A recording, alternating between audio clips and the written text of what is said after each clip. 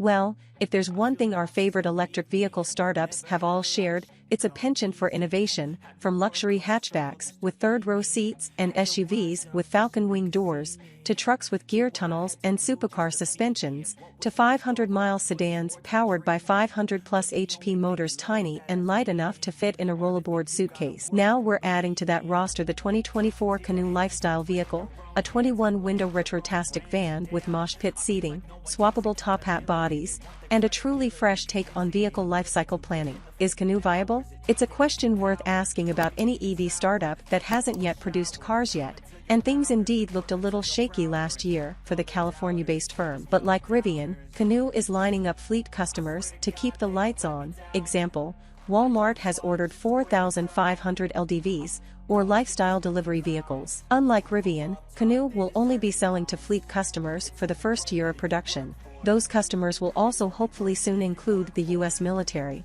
for Canoo's light tactical vehicle that we also reviewed. These fleets will expose the vehicle to harder use than retail families would, and so will swiftly and efficiently uncover any remaining development issues prior to the retail launch of the passenger-carrying lifestyle vehicle. Canoo lineup and production rollout. The VW microbus-esque lifestyle vehicle was the first Canoo to break cover, and a simpler delivery van version of that body is the first to launch. The first 120 Gamma prototypes of various models have been built in Livonia, Michigan, using space rented from Roush Industries. We drove one of these not quite final models. Roush has also helped a bit with worker training, but the tooling and manufacturing process all belong to Canoo, and the employees assembling them have either been flown in from Oklahoma or hired locally with plans to relocate to Oklahoma when official production migrates there in the first quarter of 2023. The first official customer vehicles began rolling off this temporary line on November 17, bound for Walmart, NASA, and other fleet buyers. Pickup variants, in regular, extended, and crew cab configurations, are still part of the product plan, and we're assured features like the drop-down sides, gear tunnel drawers, extending pickup floor, and barn door tailgate are still part of the plan. The larger, more angular multi-purpose delivery van (MPDV) program is also still active, and current production plans call for initially producing more skateboards than top hats, suggesting the company sees a market for this low-profile, fully by-wire platform.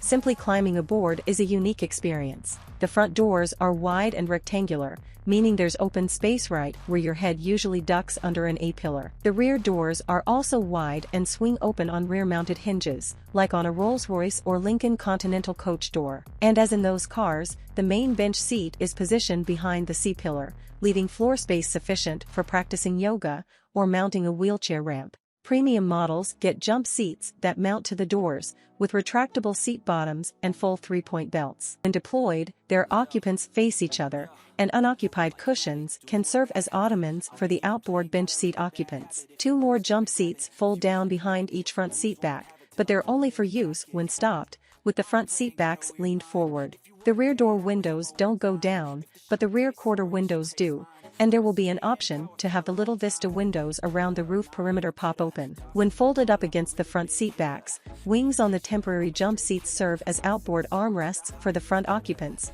which they need, because moving the front seats far enough inboard for the driver's feet to clear the front wheels puts the doors out of reach. The pedal environment is perfect, but while there's a single center armrest between the seats, there's no room for a center console, and two burly linebackers might rub shoulders. There's no dashboard. A digital speedometer readout and indicators for the turn signal and drive gear are centered at the base of the windshield.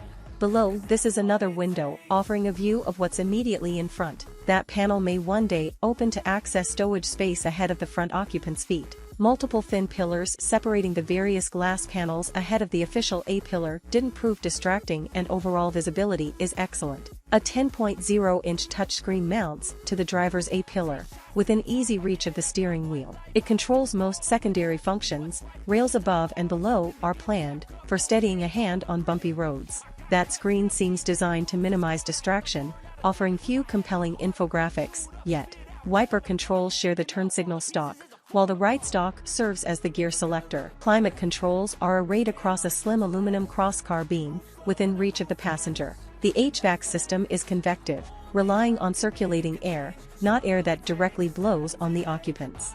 As such, there are no vent registers visible except a row along the top of the windshield. In 40-degree weather, the 72-degree setting quickly felt comfortable with no dry eyes, but the tougher test will be how quickly such a system can make occupants feel cool on a hot day, especially in a vehicle with so much glass.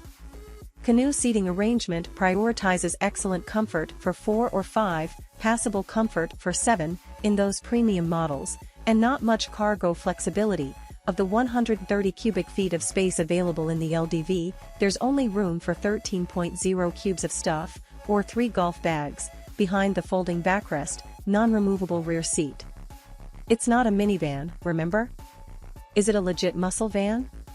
Riding on the wheelbase of a Toyota Prius with by-wire steering, controlled by a square steering wheel twirling a lightning-quick rack, 1.2 turns lock-to-lock, it feels nimble and quick-witted, and the turning circle is crazy tight.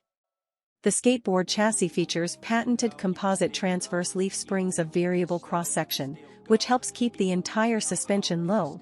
The tops of the shocks are about even with the tops of the tires. The LV swallows speed bumps with suppleness, while minimal body lean, squat, and dive suggest a certain sportiness. This isn't a forward control van like a microbus, but the upright, forward seating position places the driver's eyes unusually close to the steering axle. Combine this with that speedy steering and we manage to clip the first curb or two.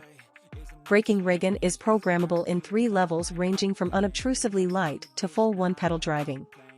The rear-mounted 200-pound motor, which Canoo designed, builds, and holds 58 patents on, is capable of 350 horsepower and 304 lb-ft. Canoo envisions making output programmable between 200 and 350 horsepower, with lower power boosting efficiency, reducing wear and tear, and potentially lowering use-based insurance costs.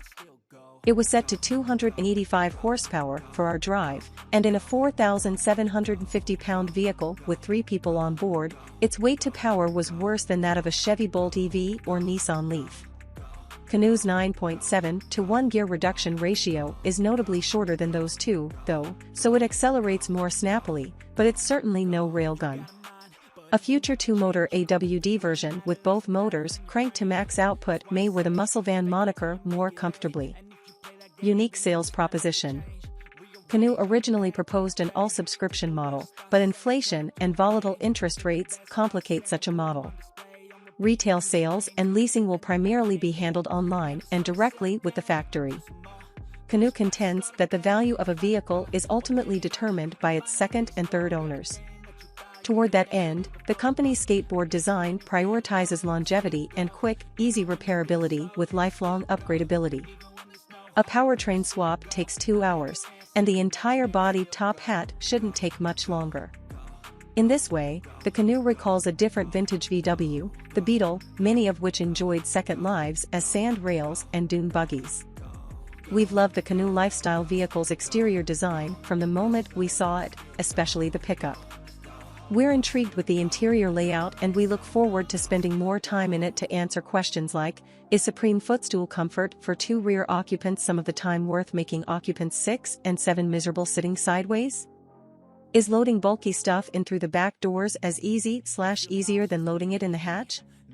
Is there enough luggage room for reasonable trips with 4 or more occupants? And we sincerely hope Canoo can stick to its sub-$50,000 price estimate when retail customer cars come out in 2024. Looks good. More details?